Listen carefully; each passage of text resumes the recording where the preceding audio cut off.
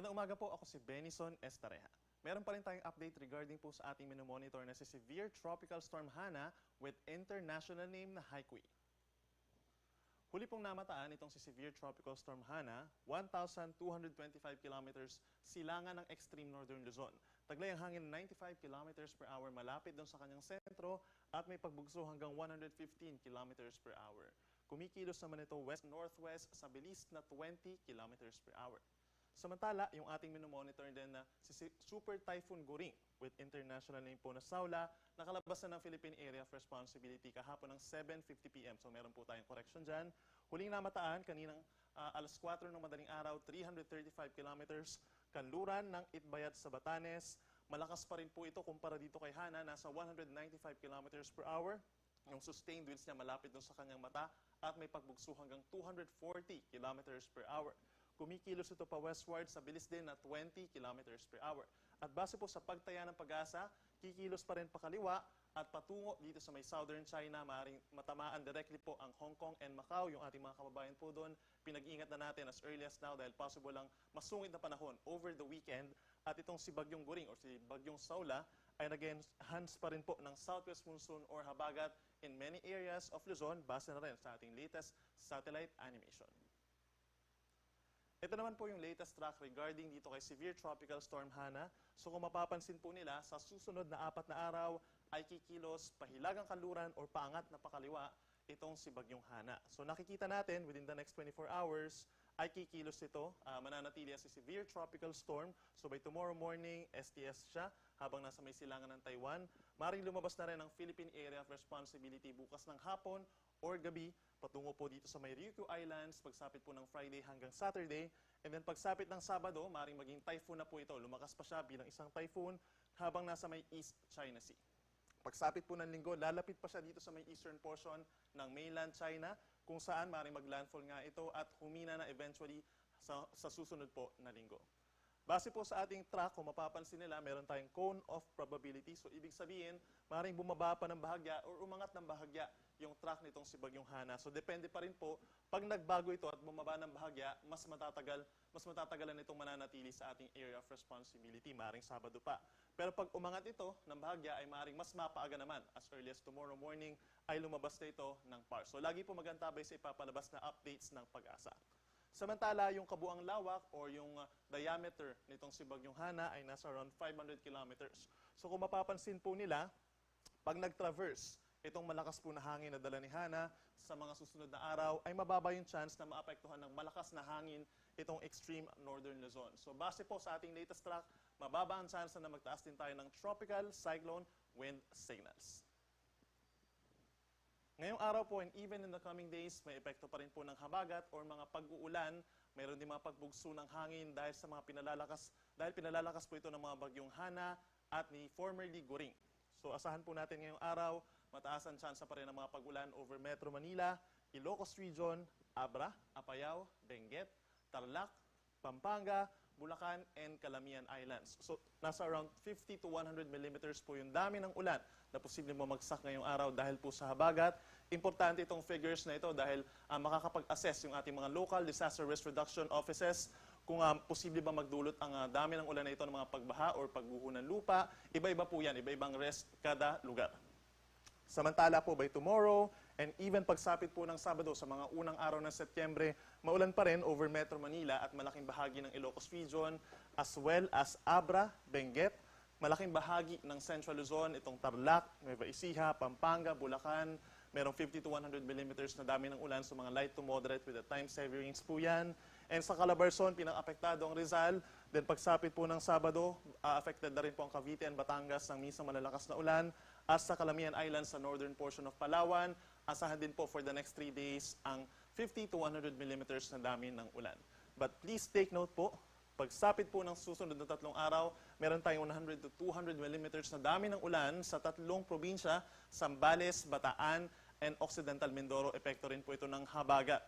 So walang direct effect itong si Bagyong Hana or yung si former Goring sa malaking bahagi po ng ating bansa. So yung mga magiging pag-ulan natin for the next 3 days ay dahil sa habagat, Pinag-iingat natin ang ating mga kababayan sa mga posibleng pagbaha at pagguho ng lupa at even pag-apaw ng mga ilog. At laging magantabay sa mga updates ng pag-asa. Yung mga heavy rainfall warnings natin, very useful yan sa ating mga estudyante at mga papasok sa kanilang trabaho, and possible din po ang pagguho ng lupa.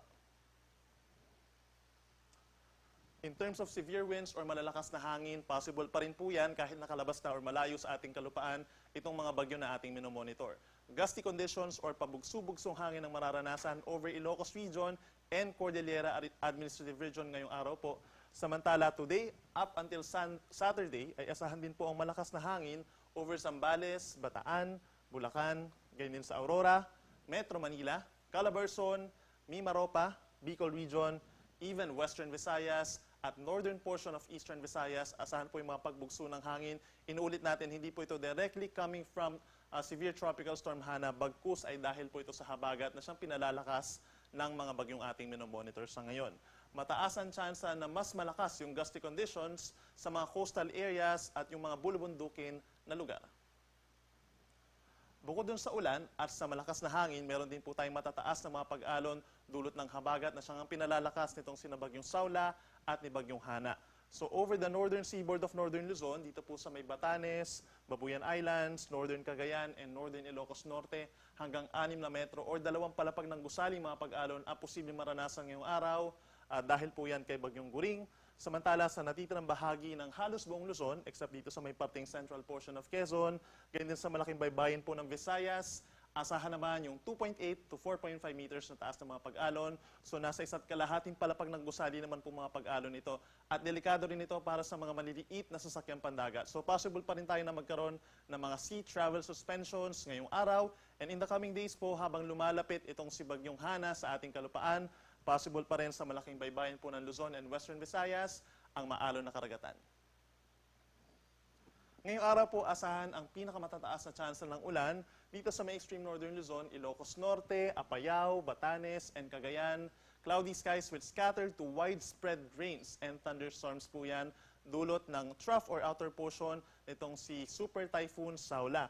Samantala dito sa Zambales, Bataan, and Occidental Mindoro, pinakamalalakas din po ang mga pag-ulan, dulot naman ng southwest monsoon. So mag-ingat po sa mga posibleng pagbaha or landslides at lagi magantabay sa heavy rainfall warnings and rainfall advisories ng Pag-asa.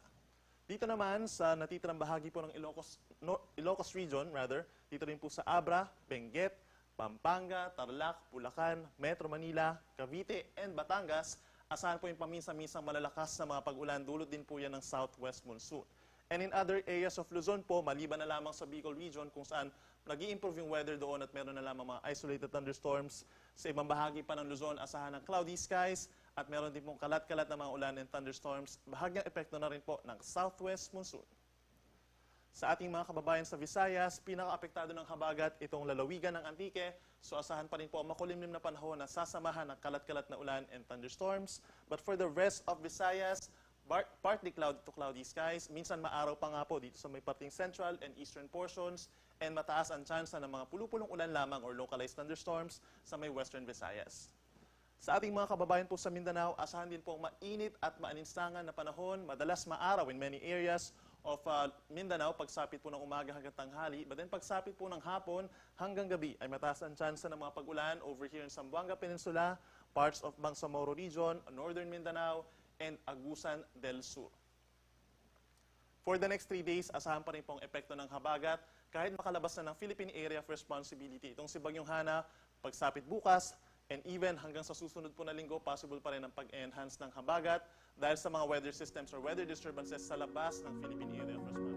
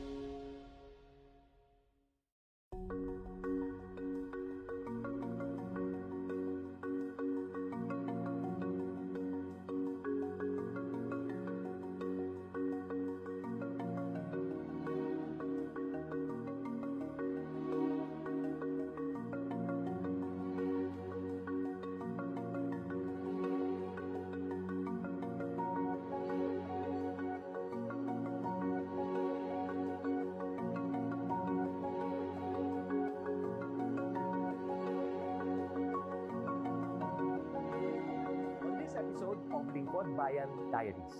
Ating tunghayan ang kwento ng isa sa ating mga honor awardees. There are also students who cannot really go to school. So the tendency is they just be there at their home. But then what we did as part of the school's operations and governance, we look for partners, we look for donors, and then we innovate and we save them. I am Eileen Batulan Añonuevo, the Chief Education Supervisor, Schools Governance and Operations Division of the Department of Education, Schools Division of Panabo City. And I am assigned in Operations and Governance in DepEd. I am already almost 35 years in the service as a teacher in the Department of Education. My work as the Chief Education Supervisor is just routine work. In my team, we have the planning, we have the monitoring and evaluation. We also have the training. It is under my team, together with the YFP, the youth formation. The dropout rate of the IP learners was alarming. The superintendent was so worried about it. She told me that we are going to go to the field and then check what happened to our IP learners. So I decided to conduct a study on what happened. Based on the result of my study, children could not go to school because on that particular area, they walk 15 kilometers going to their home and then 15 kilometers going to the school. So back and forth, they are going to have 30 kilometers. So when they reach their home, they're already tired and they could no longer study their lessons. So what they did, they left school with the help of the local government unit, of course, of Panabo City, and also the DATO, the IP, the elders. It was a triangulated project. It was decided that we are going to have a House of Hope, Balay. It's something like a boarding house. IP children, we have 32.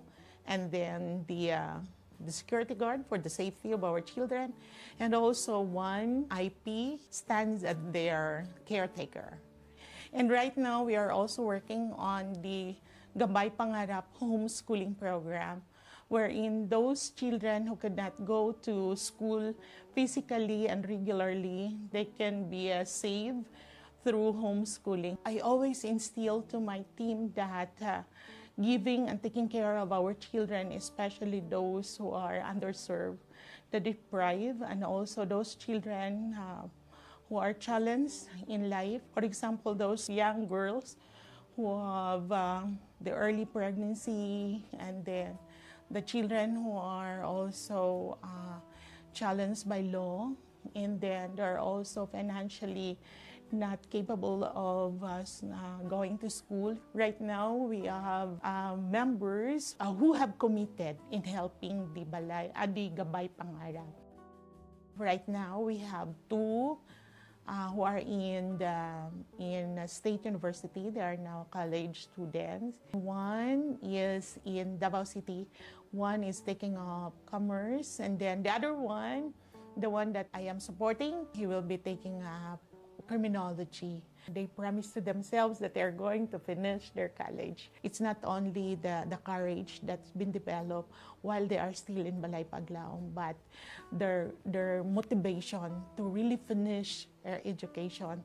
And then we really wanted them that someday they will be empowered so that when they go back to their community, they're already successful. And then it could be replicated and replicated, and they will stand as an inspiration to other Lumad children. When we say education, it should be fair to all. Whatever type of learner, it could be IP, whatever. We need to be fair to them, and we need to check whether all of this type of children or learners were able to access education. So the IPs, the IP learners, sometimes they are left behind and they are deprived. So we need to take care of them. To my fellow public servant, we will serve our clients with integrity, passion, honesty, and let's be responsible and accountable to whatever actions we're going to make. Let's serve our clientele with love, passion, and with a smile. I am Eileen Batulan Año Nuevo, Chief Education Supervisor, Schools Governance and Operations Division, Department of Education, Schools Division of Panabo City, Region 11. And this is my servant hero story.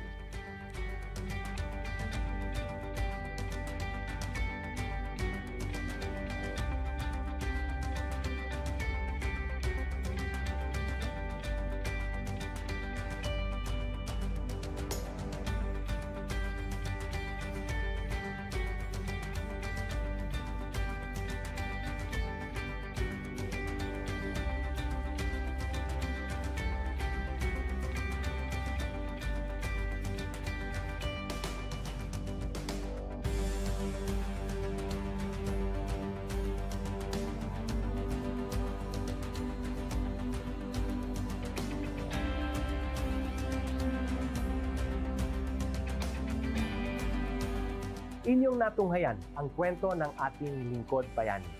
Kung ikaw ay may kilalang lingkod bayani, maaari siyang i-nominate sa Honor Awards Program ng Civil Service Commission. For nomination procedures, go to www.csc.gov.ph.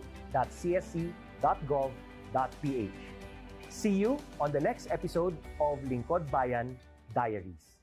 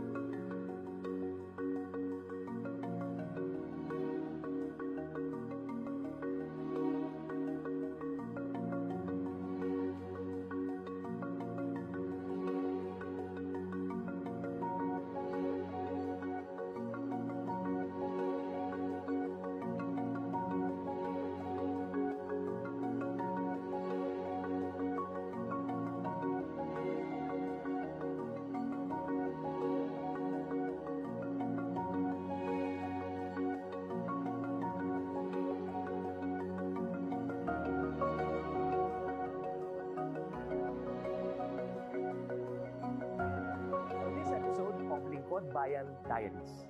Ating tunghayan ang kwento ng isa sa ating mga honor awardees.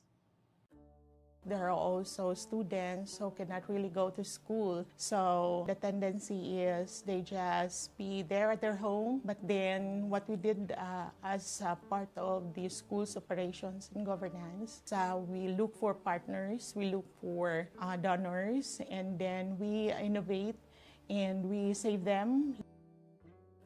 I am Eileen Batulan Año-Nuevo, the Chief Education Supervisor, Schools Governance and Operations Division of the Department of Education, Schools Division of Panabo City. And I am assigned in Operations and Governance in DepEd. I am already almost 35 years in the service as a teacher in the Department of Education.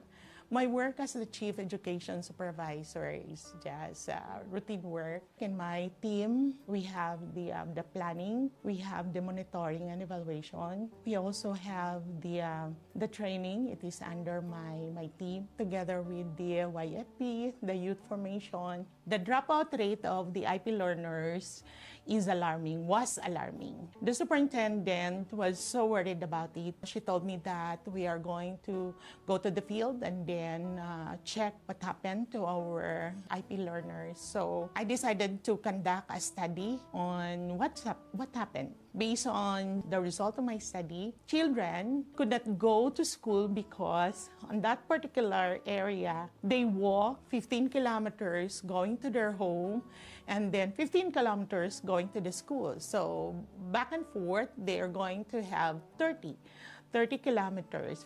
So when they reach their home, they're already tired and they could no longer study their lessons. So what they did, they left school with the help of the local government unit, of course, of Panabo City, and also the DATO, the IP, the elders. It was a triangulated project. It was decided that we are going to have a House of Hope, Balay. It's something like a boarding house. IP children, we have 32.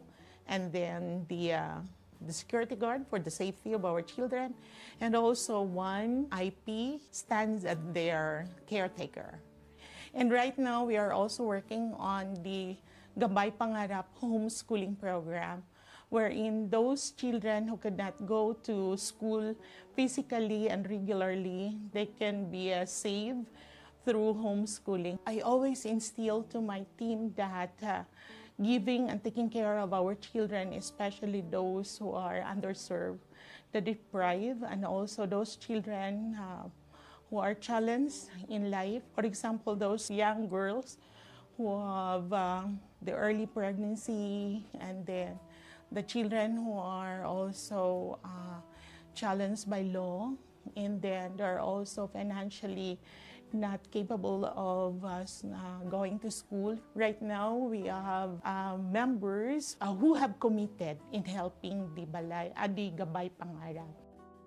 Right now, we have two who are in State University. They are now college students. One is in Davao City.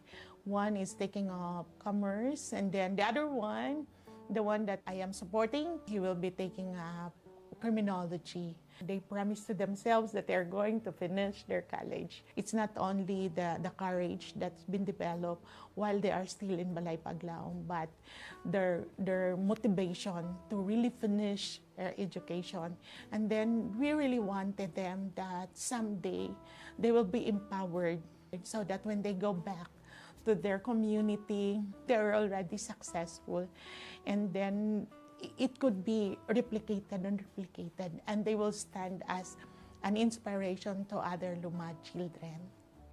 When we say education, it should be fair to all. Whatever type of learner, it could be IP, whatever. We need to be fair to them, and we need to check whether all of this type of children or learners were able to access education. So the IPs, the IP learners, sometimes they are left behind and they are deprived. So we need to take care of them. To my fellow public servant, we will serve our clients with integrity, passion, honesty, and let's be responsible and accountable to whatever actions we're going to make. Let's serve our clientele with love, passion, and with a smile. I am Eileen Batulan Año Nuevo, Chief Education Supervisor, Schools Governance and Operations Division, Department of Education, Schools Division of Panabo City, Region 11. And this is my servant hero story.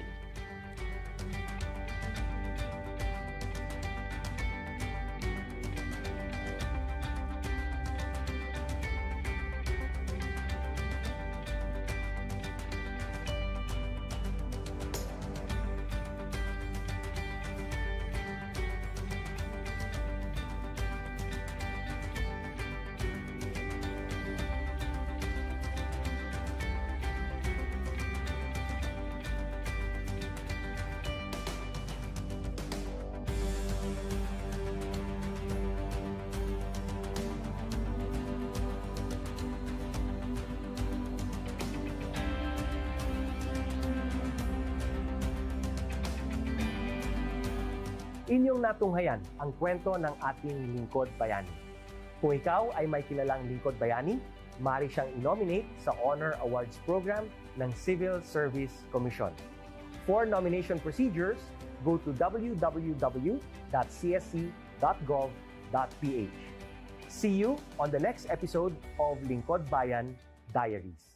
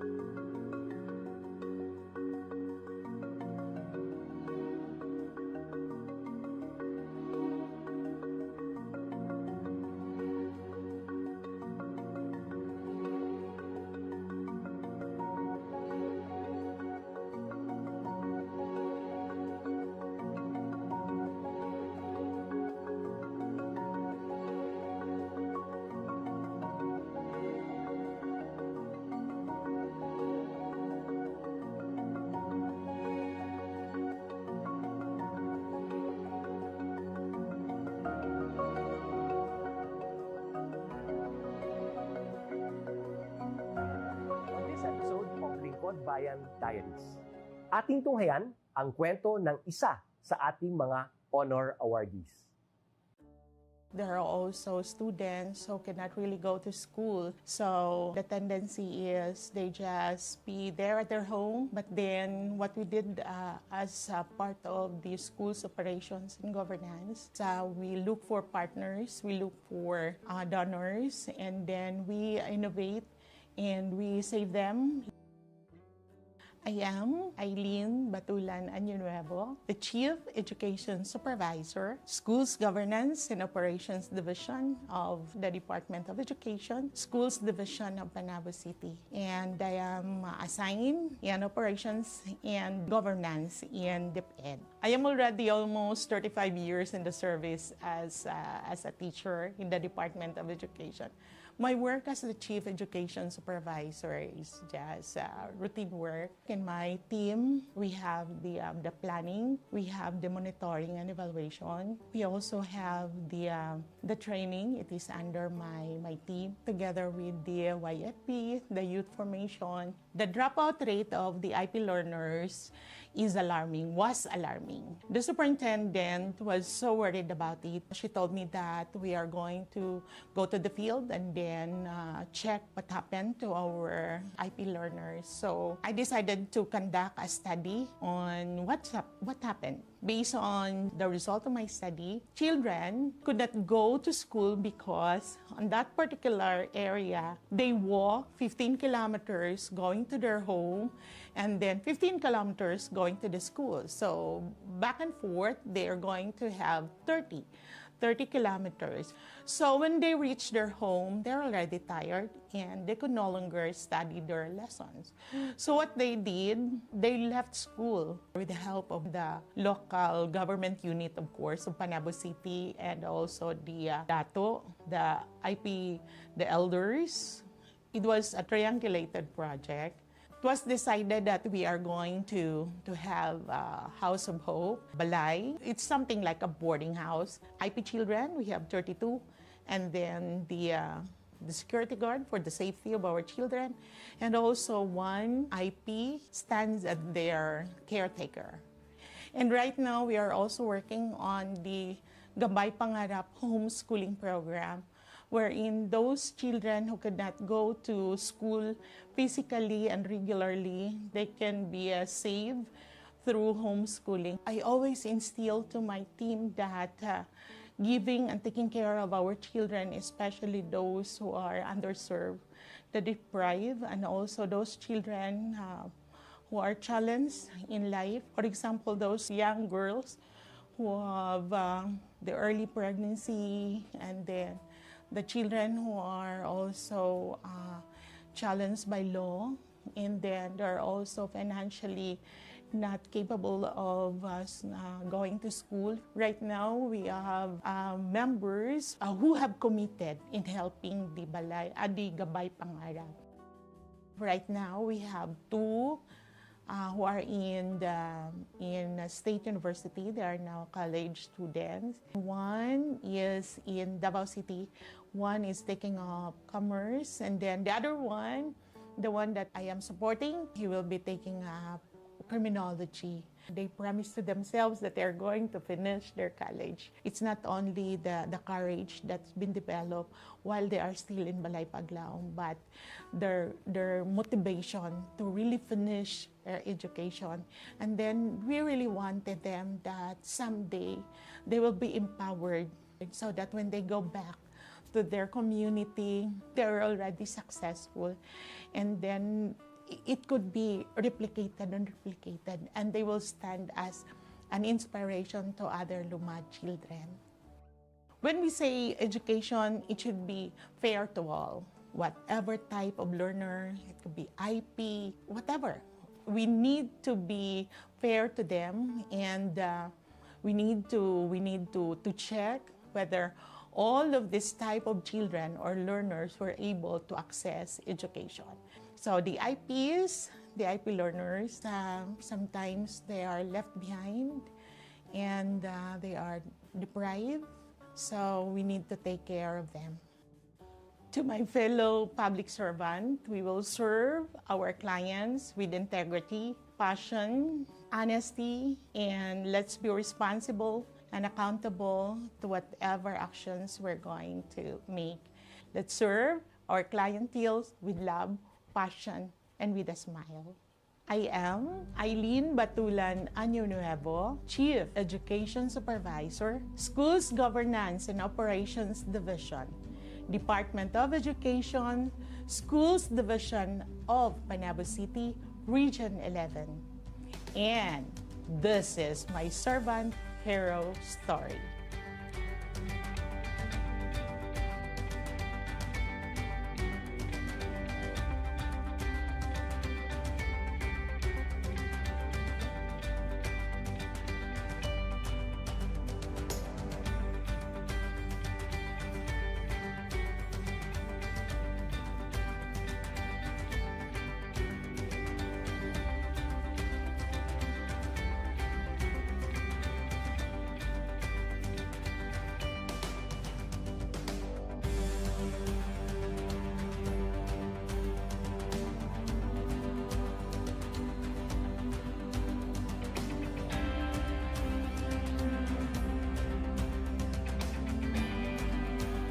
Inyong natunghayan ang kwento ng ating lingkod bayani.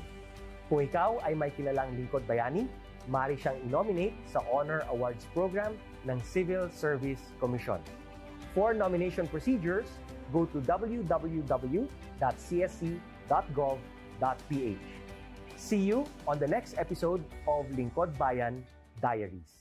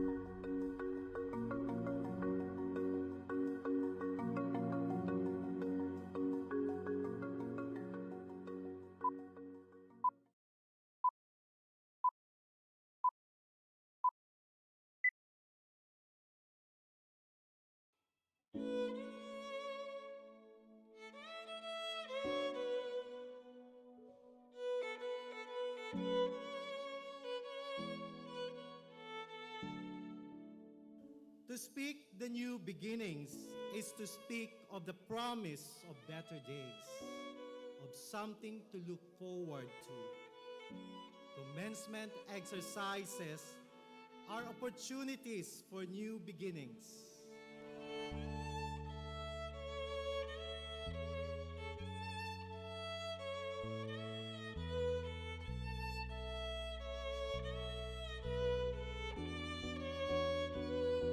But before we can move towards new beginnings, it is best to look back with gratitude to the journey we've had as one Bicol University family.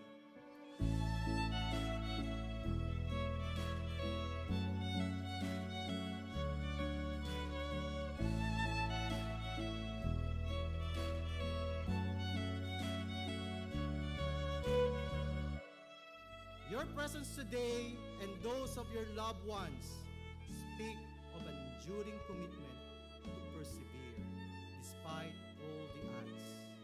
Sabi nga, ang pinakamahalaga sa pamilyang Pilipino ay edukasyon.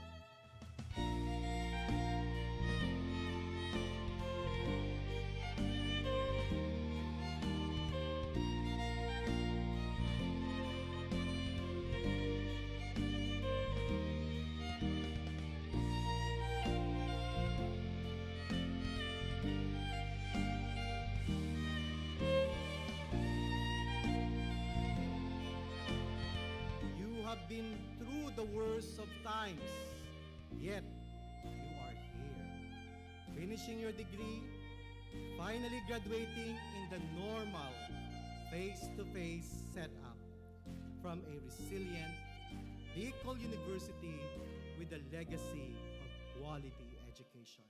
Knocking me down, but my heart keeps beating. Like going out, but I won't stop dreaming. I know a brighter day will come. I challenge each of you to equip yourselves to the point that you can create opportunities and provide this to others. I believe, yes, I believe it. I can see, yes, I can see it. Though I'm not there yet, I lift up my To head. whom much is given, much is expected. And you have been given much. Bicol University education is a great blessing. It opens a lot of opportunities. Every bruise, every scar makes us who we are. Who we are. Who we are. Every bruise, every scar makes us who we are.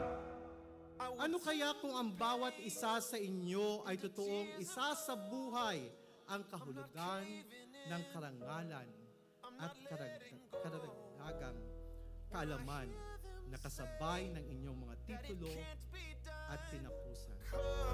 I believe it, yes, I believe it. Though I'm not there yet, I lift up my head. I believe it, yes, I believe it. Every bruise and every scar. Resiliency is not something you develop in just one incident.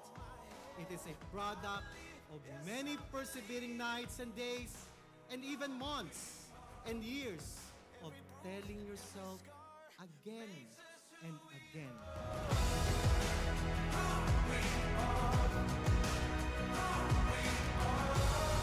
Every bruise, every scar. Gonna wear 'em on my heart. Who we are. Who we are. Every bruise, every scar makes us who we are. Who we are. Who we are. Every bruise and every scar makes us who we are.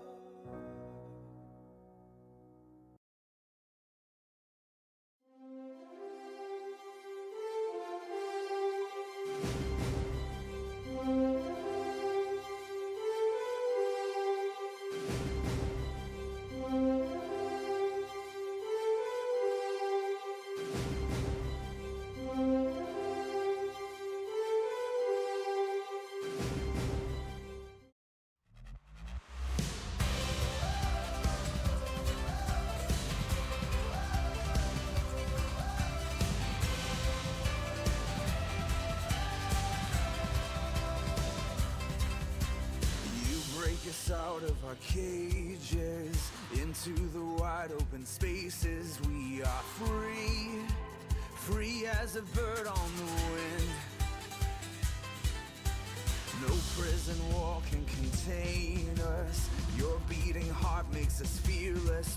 My challenge is on you to equip yourselves to the point that you can create opportunities and provide this to others. Creating opportunities means nurturing your innovative spirit and creative mind. Let our praises run wild and free. Your lion heart is alive in me. Let our freedom and joy begin. With you we're dancing upon our chains. With you we're soaring on eagle's wings. To succeed in any aspect of life, we must be keen on identifying and finding opportunities for growth and development, not only of ourselves, but most importantly, of others and our community. You raise us above the storms. We rise on. Pwede po kamo matakot. Ang artificial intelligence, obvious, is not real intelligence. Dahil po yung puso, dahil tao magmatulog sa iba, dahil tao mag-share, dahil tao mag-care. Kaya huwag po kayo matakot, magkamali. Matakot na kayo magkamali sa maling tao. Let our praises run wild and free. Your lion heart is alive in me. Let our freedom and joy begin.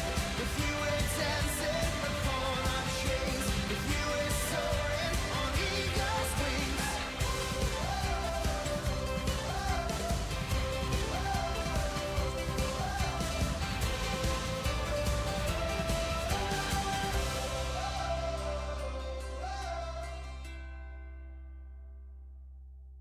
Today is your day of celebrating new beginnings. Your graduation gives you the chance to renew your commitment to continuing to become productive scholars with a heart for transformative leadership and collaborative service, and the continuous nurturing of your character as you evolve and contribute to building better and sustainable societies.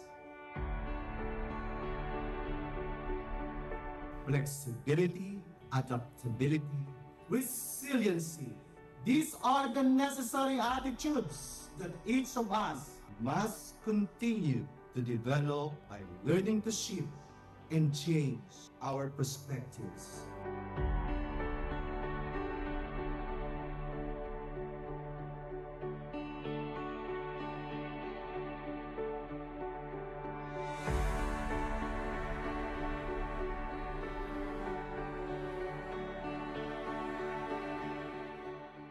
By the powers vested in me by the Bicol University Board of Regents, as Bicol University President, I now confirm you graduates of your respective degrees with all the rights and privileges, responsibilities and obligations thereunto appertaining.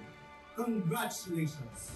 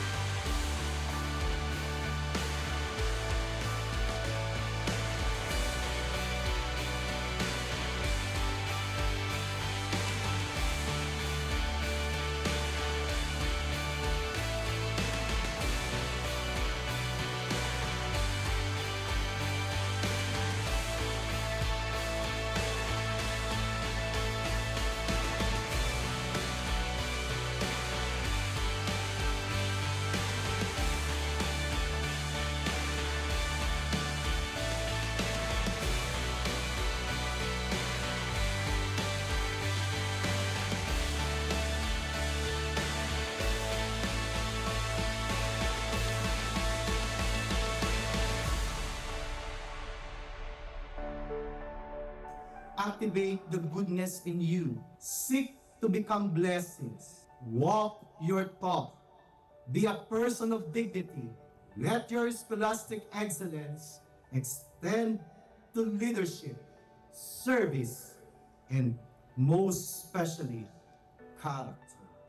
As you continue to celebrate life, creating opportunities and changing perspectives, one meaningful day at a time.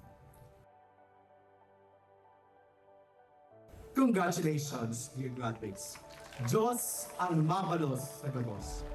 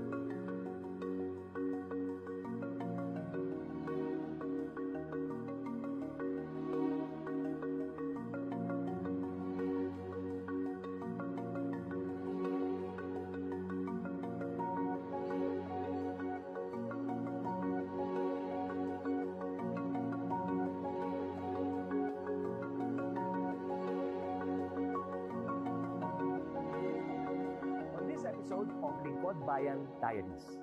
Ating tunghayan ang kwento ng isa sa ating mga honor awardees.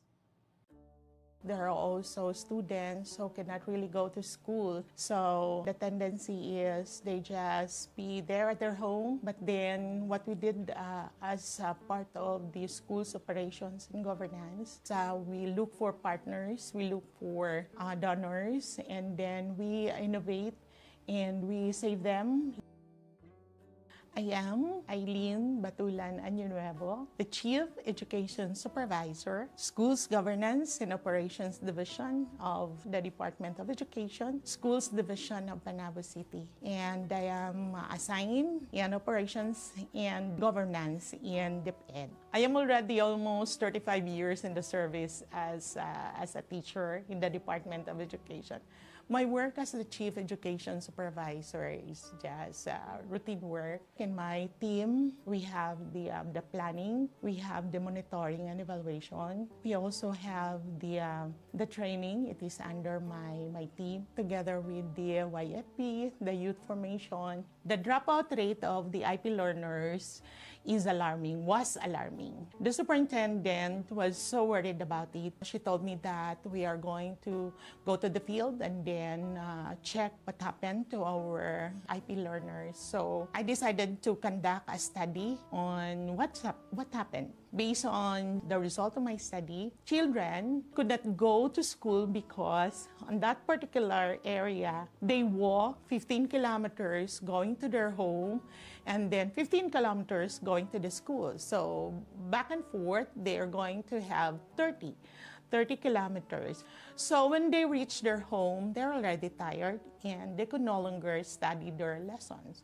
So what they did, they left school with the help of the local government unit, of course, of Panabo City, and also the DATO, the IP, the elders.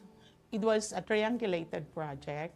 It was decided that we are going to have a House of Hope, Balay. It's something like a boarding house. IP children, we have 32, and then the security guard for the safety of our children, and also one IP stands as their caretaker. And right now, we are also working on the Gabay Pangarap homeschooling program, wherein those children who could not go to school physically and regularly, they can be saved through homeschooling. I always instill to my team that giving and taking care of our children, especially those who are underserved, the deprived, and also those children who are challenged in life. For example, those young girls who have the early pregnancy, and then the children who are also challenged by law, and then they're also financially not capable of going to school. Right now, we have members who have committed in helping the Gabay Pangarap. Right now, we have two who are in State University. They are now college students. One is in Davao City. One is taking up commerce. And then the other one, the one that I am supporting, he will be taking up criminology. They promise to themselves that they're going to finish their college. It's not only the courage that's been developed while they are still in Balay Paglaom, but their motivation to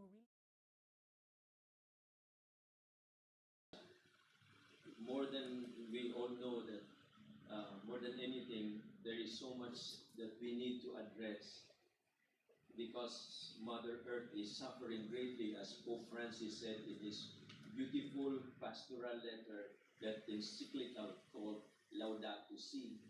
So Mother Earth is crying out. And the cry of the earth is also the cry of the poor. So allow me to read a pastoral letter that I have issued in celebration of the season of creation, and also something that we hopefully will see not only of the beauty of God's creation, but also our responsibility to take care of it in many different ways. Magandang umaga po, ako si Benison Estareja. Meron pa rin tayong update regarding po sa ating minomonitor na si Severe Tropical Storm Hana with international name na As we Haikui. celebrate the season of creation Huli this pong year, namataan itong si Severe Tropical Storm Hana, 1,225 kilometers silangan ng extreme northern Luzon. Taglay ang hangin 95 kilometers per hour malapit doon sa kanyang sentro at may pagbugso hanggang 115 kilometers per hour. Kumikilos naman ito west-northwest sa bilis na 20 kilometers per hour. Samantala, yung ating minomonitor din na si Super Typhoon Goring with international name po na Saula, nakalabas na ng Philippine Area of Responsibility kahapon ng 7:50 p.m. So meron po tayong correction dyan. Huling namataan kaninang alas 4 ng madaling araw, 335 kilometers. Kanluran ng Itbayat sa Batanes. Malakas pa rin po ito kumpara dito kay Hana, nasa 195 kilometers per hour. Yung sustained winds niya malapit doon sa kanyang mata at may pagbugso hanggang 240 kilometers per hour. Kumikilos ito pa westward sa bilis din na 20 kilometers per hour. At base po sa pagtaya ng Pag-asa, kikilos pa rin pakaliwa at patungo dito sa may southern China, maaaring matamaan directly po ang Hong Kong and Macau, yung ating mga kababayan po doon. Pinag-iingat na natin as early as now dahil possible lang masungit na panahon over the weekend. At itong si Bagyong Goring o si Bagyong Saula ay nag-enhance pa rin po ng southwest monsoon or habagat in many areas of Luzon base na rin sa ating latest satellite animation. Ito naman po yung latest track regarding dito kay Severe Tropical Storm Hana. So kung mapapansin po nila, sa susunod na 4 na araw ay kikilos pahilagang kanluran or paangat na pakaliwa itong si Bagyong. And this cry echoes in our hearts, especially when we witness the rampant environmental degradation around us.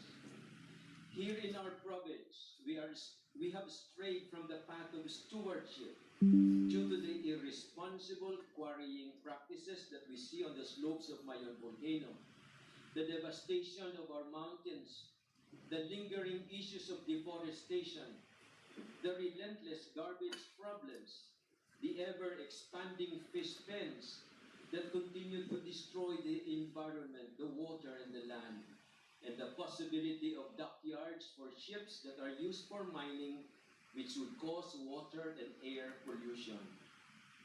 But in pointing out these significant challenges, we must also reflect inwardly and think about us, how we respond to these challenges. In Laudato Si, Pope Francis refers to a concept that we need to avoid, a throwaway culture. Kultura ng basura. Maski sa tapok, sa tinampo, sa estero, sa kanal, maski sa as in, duhay-duhay, naghuhudong, nagrarata ang kapalibutan, pati kadagatan. I'm sure you know, you have heard, that the Philippines is the biggest supplier, if I may use that term, of garbage in the Pacific Ocean. Daw pa ang China, kita ang pinakadakol na itinatapok na basura sa kadagatan. Maybe it's because we are 7,000 islands, depending on high tide or low tide. All these coastal areas throw garbage. Somehow I have learned how to scuba dive.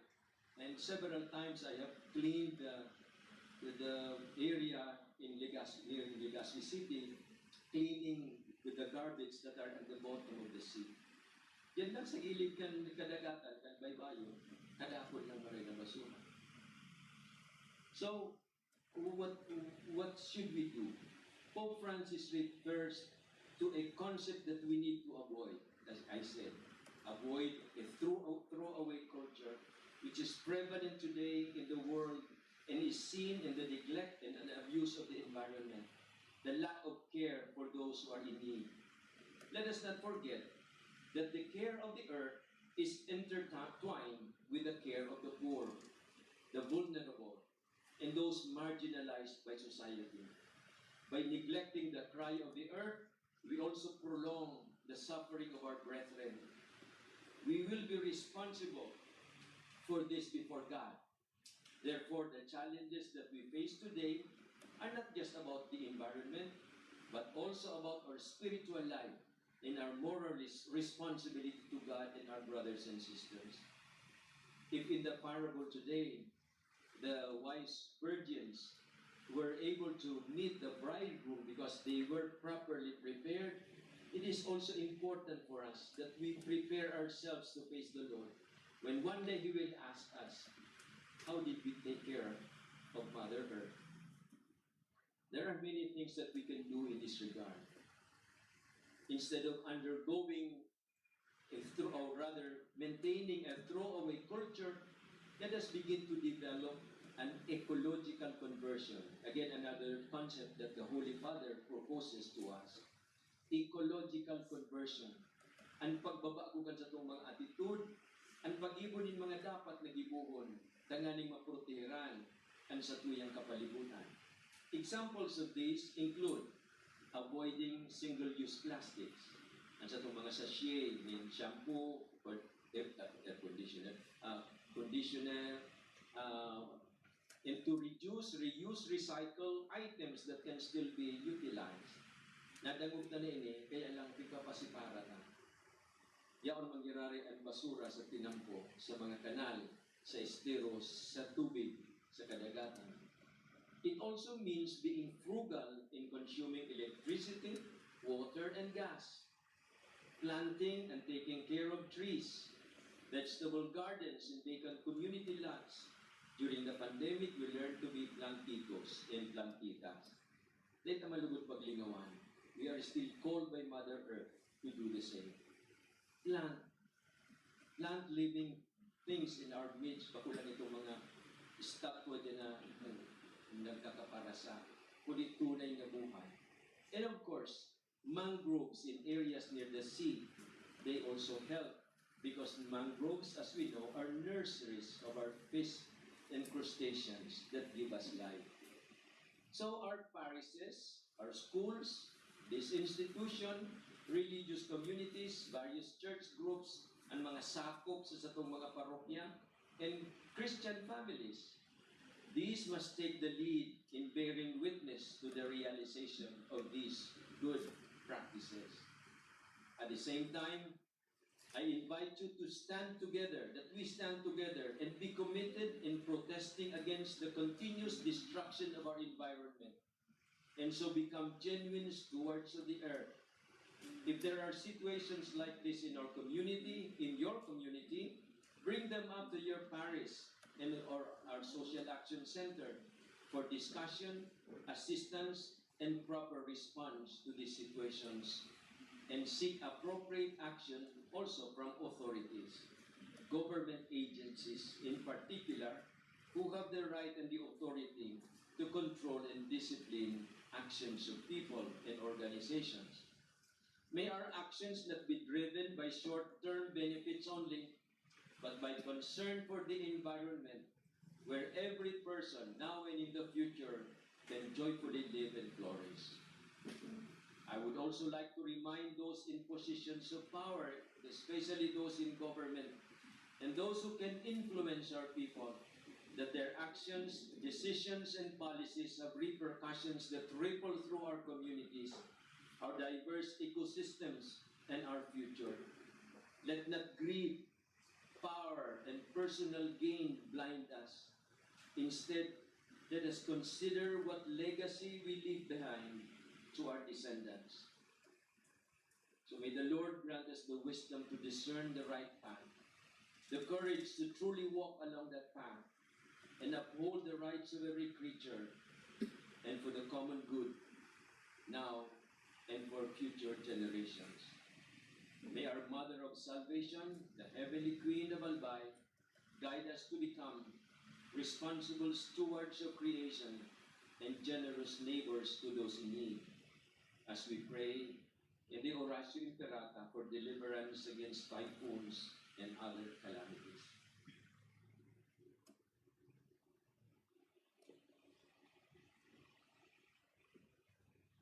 This will be read in all masses on September 10. I have asked all the pastors to do this, and if possible as well during weekdays, so that our people will become aware of this responsibility that we have. And may this institution, this noble institution, be at the forefront of this advocacy to take care of Mother Earth. And I entrust to you young, the young generation, because after all, the earth that we will take care of will be the earth that we will possess tomorrow.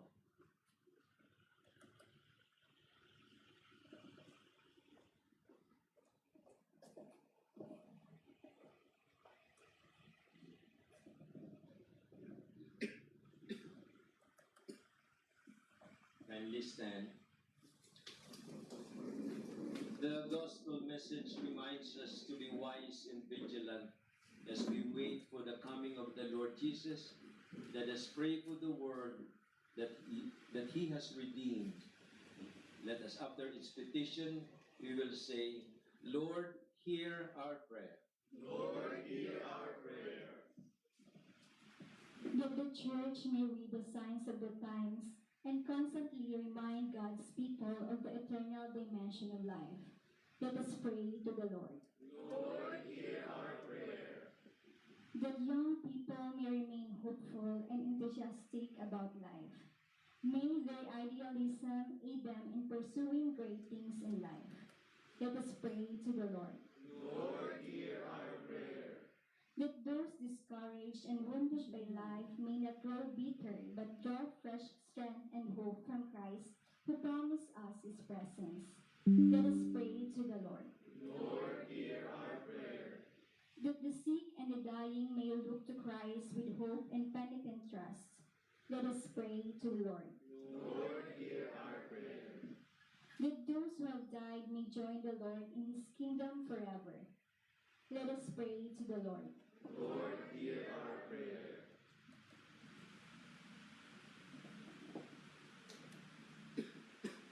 Father of time and eternity, grant the petitions we have made, as well as those which only our hearts could express to you right now, as we wait for the coming of Christ, who is the gift of eternal wisdom. We ask this through Christ our Lord. Amen.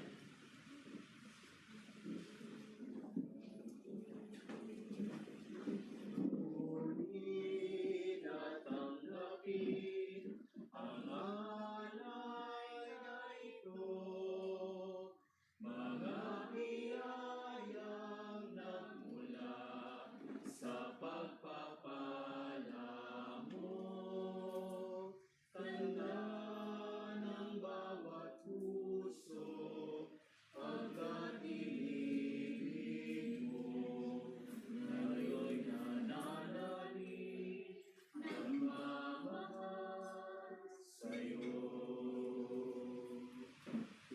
Tinapay na nagmula sa buti ng trigo, pagkain na binigay ng buhay mo. At anak na nagmula sa isang tangkay ng ubas, inuming nagbigay lakas. Kunin at tanggapin ang alay na ito, mga biyayang nagmula sa pagpapala mo. Tanda ng bawat puso, pagkainibig mo, ngayon nananalig, nagmamahal sa'yo. Pray now, my dear sisters and brothers, that the sacrifice of mine and yours be made acceptable to God, the Almighty Father. May the Lord accept the sacrifice of your hands for the praise and glory of His name, for our good and the good of all His holy church. O Lord, who gained for yourself a people by adoption, through the one sacrifice offered once for all, bestow graciously on us, we pray, the gifts of unity and peace in your church. Through Christ our Lord. Amen. The Lord be with you. And with your spirit, Lift up your hearts. lift them up to the Lord. Let us give thanks to the Lord our God. It is right and just. It is truly right and just, our duty and our salvation, always and everywhere, to give you thanks, Lord, Holy Father, Almighty and eternal God, through Christ our Lord. His death we celebrate in love. His resurrection we confess with living faith, and his coming in glory we await with unwavering hope. And so with all the angels and saints we praise you, as without end we acclaim.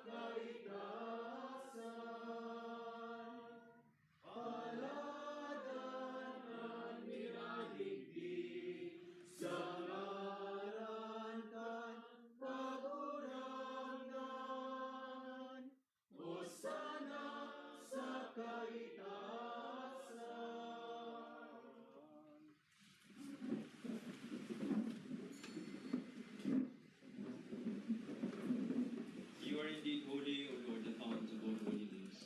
Make holy, therefore, these gifts, we pray, by sending down your Spirit upon them like the dewfall, so that they may become for us the body and blood of our Lord Jesus Christ.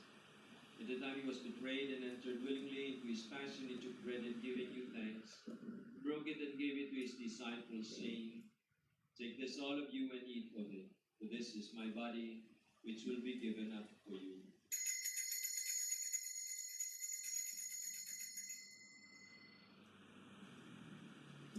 In a similar way, when supper was ended, he took the chalice, and once more giving thanks, gave it his disciples, saying, "Take this, all of you, and drink from it, for this is the chalice of my blood, the blood of the new and eternal covenant, which will be poured out for you and for many, for the forgiveness of sins.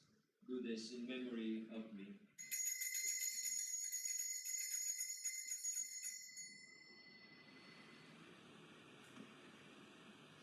The mystery of faith.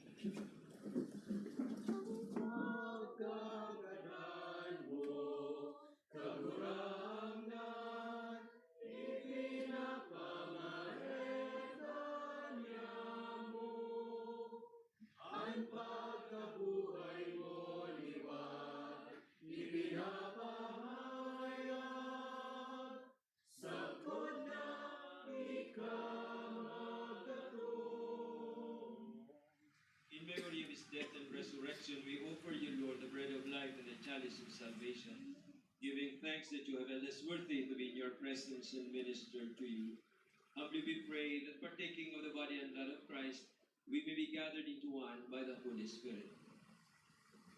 Lord, remember your church spread throughout the world, and bring her to the fullness of charity, together with Francis our Pope, Joel our Bishop, and all the clergy. Remember also our brothers and sisters who have fallen asleep in the hope of the resurrection, and all who have died in your mercy. Welcome them into the light of your face. Have mercy on us all, we pray, that with the Blessed Virgin Mary, Mother of God, with the blessed apostles, and all the saints who have pleased you throughout the ages, we may merit to be co-heirs to eternal life, and may praise and glorify you through your Son, Jesus Christ. Through him and with him and in him, O God, Almighty Father, in the unity of the Holy Spirit, all glory and honor is yours, forever and ever. Amen.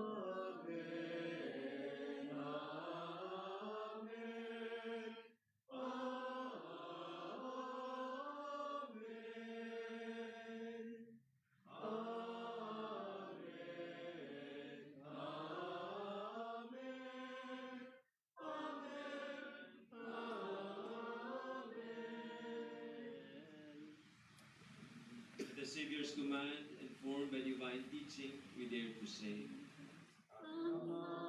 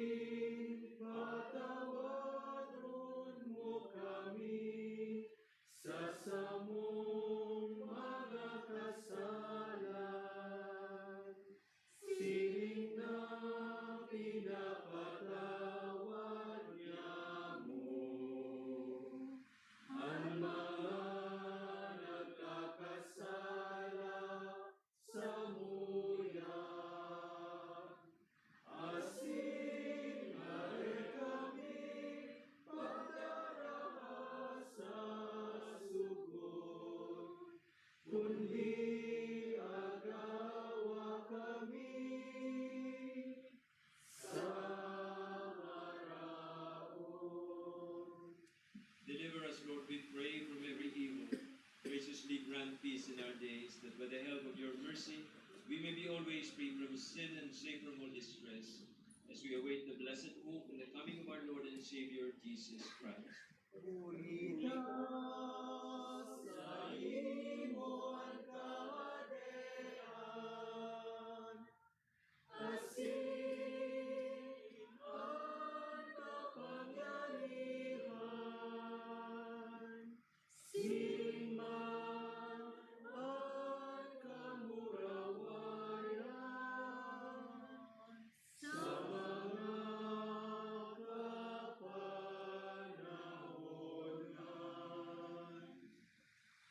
Lord Jesus Christ, who said to your apostles, peace I leave you, my peace I give you. Look not on our sins, but in the faith of your church, and graciously grant your peace and unity in accordance with your will, who live and reign forever and ever. Amen. The peace of the Lord be always with you. And with your spirit. Let us share with one another some signs of peace.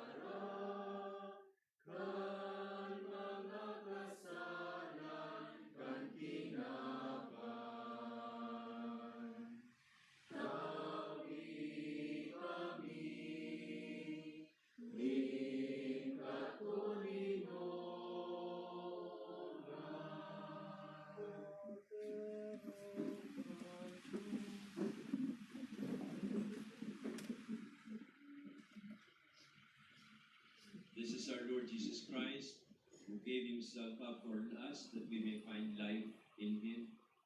He is the Lamb of God who takes away the sins of the world. Happy are those called to the supper of the Lamb.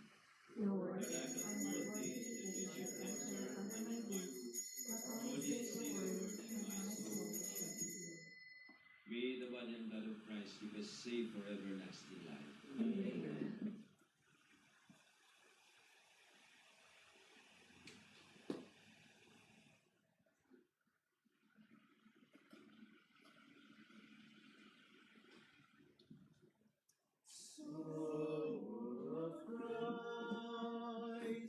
Sanctify me, body of Christ.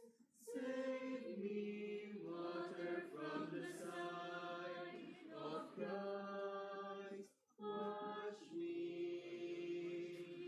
passion of Christ. Give me strength. Hear me, Jesus. Hide me in thy wounds that I may never leave thy side. For all the evil that surrounds me, defend me. And when the call of death arrives, bid me come to thee, that I may praise thee with thy saints forever. Soul of Christ, sanctify me, body of Christ. Save me, water from the side of Christ. Wash me,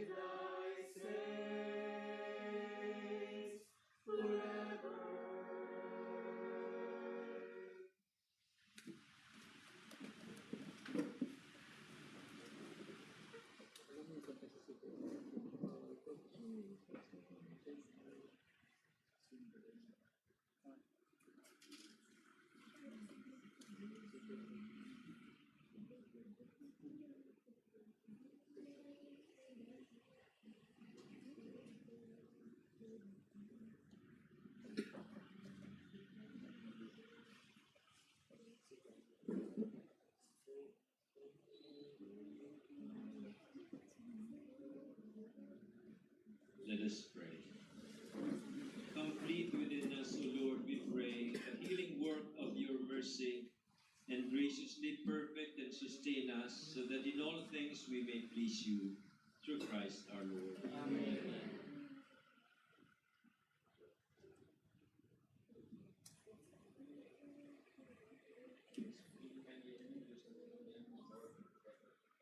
Please be seated.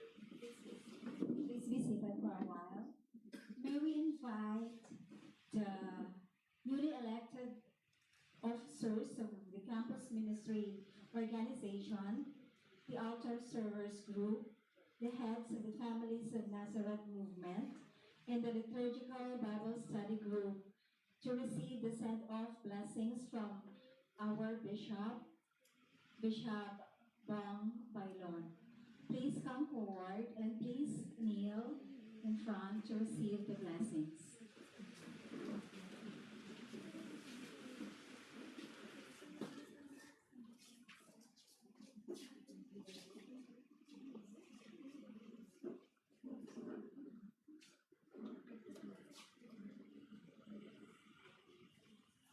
Let us all stand now and kindly, the rest of you, kindly extend your right hand or both hands over these, our brothers and sisters, as we ask the Lord to bless them and make their efforts good.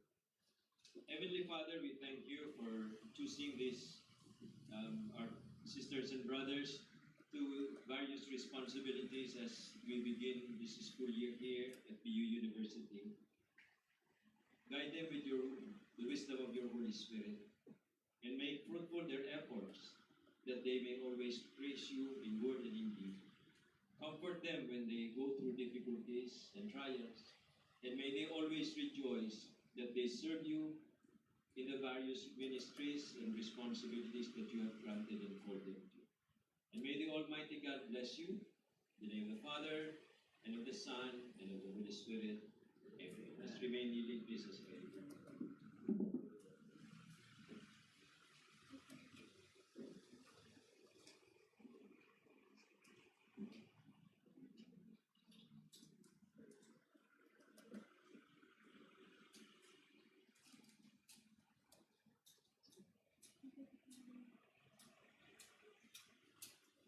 Congratulations and good luck. Let us give it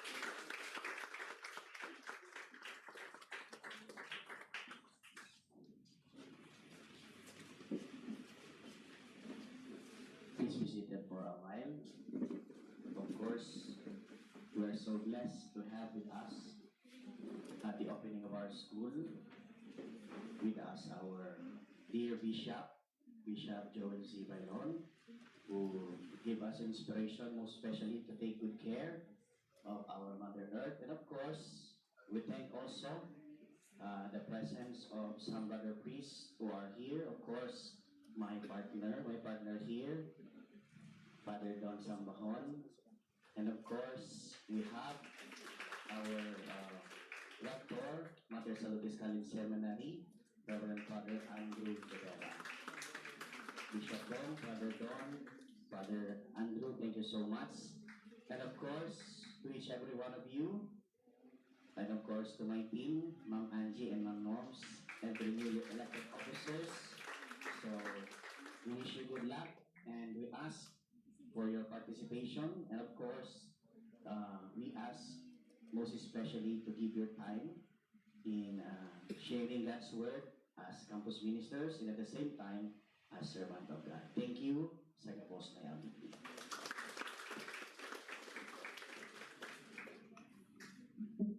Kung dahil po ako nasa sala, primero ining misa ko din na panong ining chapel din. Then I hope dahil malugod pa ko lang kung pwede man hindi nga sugod ko di pa ko lang na may paano ko di magsupay pa. Mas magdakul pa ang nagsiselebrar kan Santa Misa, and that will all depend on each one of you. You know, that's not so much na you force people to come for Mass, but by the lives that you live, the witness that you give, the good things that you do, people will know that all these graces that you have come from this table of the Eucharist, and you witness to them, bring them in, and make them also experience the goodness of God. Let us all be witnesses to God's kindness, and please stand now as I give you all the blessing. The Lord be with you. And with your spirit. May the Almighty God bless you, the Father, the Son, and the Holy Spirit. Amen. We have offered the Eucharist. Let us go to love and serve the Lord. And thanks be to God. Good luck to this school year 2023-2024.